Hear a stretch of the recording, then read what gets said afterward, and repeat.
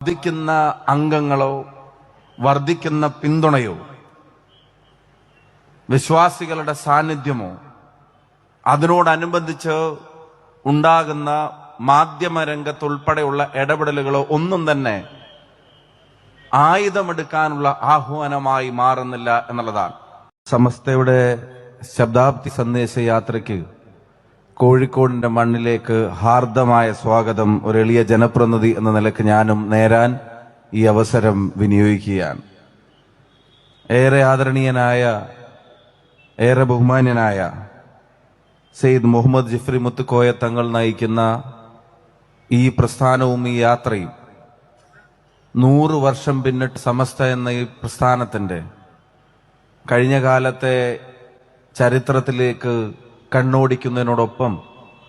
വർത്തമാനകാലത്തെ വെല്ലുവിളികളെ തിരിച്ചറിയുന്നതിനോടൊപ്പം നാളുകളിലെ പ്രസ്ഥാനമെടുക്കേണ്ട നീതിയുടെ നിലപാടുകളെക്കുറിച്ചും നാടിന്റെ ഐക്യത്തെ സംബന്ധിച്ചും ഒക്കെയുള്ള വ്യക്തമായ സന്ദേശങ്ങൾ നൽകിയാണ് കടന്നുപോരുന്നത്. കടന്നു വന്ന വഴികളിലെല്ലാം 10,000-കണക്കിനായ ആളുകളുടെ സാന്നിധ്യം ഈ യാത്രയെ അനുഗ്രഹിച്ചിട്ടുണ്ടെങ്കിൽ നേരത്തെ സൂചിപ്പിച്ചതുപോലെ തന്നെ 85-ാം വർഷത്തിലെയും 90-ാം വർഷത്തിലെയും ഒക്കെ സാന്നിധ്യം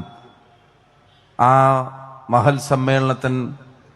ആളുകളെ ഉൾക്കൊള്ളാൻ കഴിയാവുന്ന ഇടത്തെ തിരയേണ്ടി വന്നതിനെ സംബന്ധിച്ച് ഇവിടെ സൂചിപ്പിക്കപ്പെട്ടതുപോലെ തന്നെ ഇപ്പൊ 100-ാം വാർഷികത്തിൽ സമസ്തയുടെ ശതാബ്ദിയിലേക്ക് കാര്യങ്ങൾ എത്തുമ്പോൾ അവിടെ ഉൾക്കൊള്ളാൻ കഴിയാത്ത ജനക്കൂട്ടത്തെ സംബന്ധിച്ച് പങ്കെടുക്കുന്ന സഹപ്രവർത്തകരെ സംബന്ധിച്ച് സഹോദരങ്ങളെ സംബന്ധിച്ച് വിശ്വാസികളെ സംബന്ധിച്ചൊക്കെ പറയുമ്പോൾ അതിലേറ്റവും പ്രധാനപ്പെട്ട ഒരു വാചകം അതിൽ അന്തർലീനമായത് എന്താണ് എന്ന് മനസ്സിലാലോചിക്കുമ്പോൾ വരുന്ന ആദ്യത്തെ ഉത്തരം ഒരു പൊതു ഇടത്തിനും ഉൾക്കൊള്ളാൻ കഴിയാത്ത അത്ര ലക്ഷക്കണക്കിനായ ആളുകൾ വന്നു ചേരുന്ന ഒരു പ്രസ്ഥാനം ഒരിക്കൽ പോലും അതിന്റെ അണികളോട് ആയുധമെടുക്കാൻ പറഞ്ഞിട്ടില്ല എന്നുള്ളത് ഈ പ്രസ്ഥാനത്തെ അറിയുന്ന ഏതൊരാൾക്കും ഈ പ്രസ്ഥാനത്തിന്റെ ചരിത്രം അറിയുന്ന ഏതൊരാൾക്കും എക്കാലത്തും അഭിമാനത്തോടെ ഓർത്തെടുക്കാവുന്നതും മുന്നോട്ടുള്ള യാത്രയിലെ ഏറ്റവും പ്രധാനപ്പെട്ട കരുത്തും എന്തായിരിക്കും എന്നുള്ളതിന്റെ വ്യക്തമായ സൂചന തന്നെയാണ്.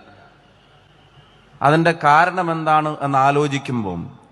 അതിന് ലഭിക്കുന്ന ഒരു ഉത്തരം സമസ്ത രൂപം കൊണ്ടത് ഒരു സംഘടനയായിട്ടല്ല ഒരു ദിശാബോധമായിട്ടാണ് എന്നുള്ളതാണ്. ഈ കഴിഞ്ഞ വർഷങ്ങളിലെ നൂറ്റാണ്ടിലെ പ്രവർത്തനം നമ്മളോട് എല്ലാവരോടും പറയുന്നു. സംഘടനക്കകത്ത് ആളുകളുടെ എണ്ണം വർദ്ധിക്കുമ്പോൾ സംഘടനയ്ക്ക് ശക്തി ഉണ്ടാകുമ്പോൾ ആ ശക്തിയെ നിലനിർത്താൻ വേണ്ടി പ്രസ്ഥാനങ്ങൾ ചെയ്യുന്നത് എന്താണ് എന്നുള്ളത്, അധികാരങ്ങൾ ചെയ്യുന്നത് എന്താണെന്ന്, അധികാര കേന്ദ്രങ്ങൾ ചെയ്യുന്നത് എന്താണെന്ന്, ഭരണകൂടങ്ങൾ ചെയ്യുന്നത് എന്താണെന്ന്, ജനാധിപത്യ ക്രമത്തിലായിട്ട് പോലും മറ്റു പ്രസ്ഥാനങ്ങൾ ചെയ്യുന്നത് എന്താണ് എന്നുള്ളതൊക്കെ ആലോചിക്കുമ്പോഴാണ് വർദ്ധിക്കുന്ന അംഗങ്ങളോ വർദ്ധിക്കുന്ന പിന്തുണയോ വിശ്വാസികളുടെ സാന്നിധ്യമോ അതിനോടനുബന്ധിച്ച് ഉണ്ടാകുന്ന മാധ്യമരംഗത്തുൾപ്പെടെയുള്ള ഇടപെടലുകളോ ഒന്നും തന്നെ ആയുധമെടുക്കാനുള്ള ആഹ്വാനമായി മാറുന്നില്ല എന്നുള്ളതാണ്. കാരണം സംസാരിച്ച ഭാഷ അവിടെ വിശ്വാസത്തെ വികാരമായിട്ടല്ല ജ്ഞാനമായിട്ടാണ് കാണേണ്ടത് എന്നുള്ള ചിന്തയാണ് ഇതാരംഭിച്ച പണ്ഡിത ശ്രേഷ്ഠർ ഈ പ്രസ്ഥാനത്തിന് 100 വർഷത്തിന് ഇപ്പുറത്തും നേതൃത്വം നൽകുന്നവരിലേക്ക് പകർന്നു കൊടുത്തുകൊണ്ടിരിക്കുന്നത് എന്നുള്ളതാണ് അതിന്റെ പ്രത്യേകത.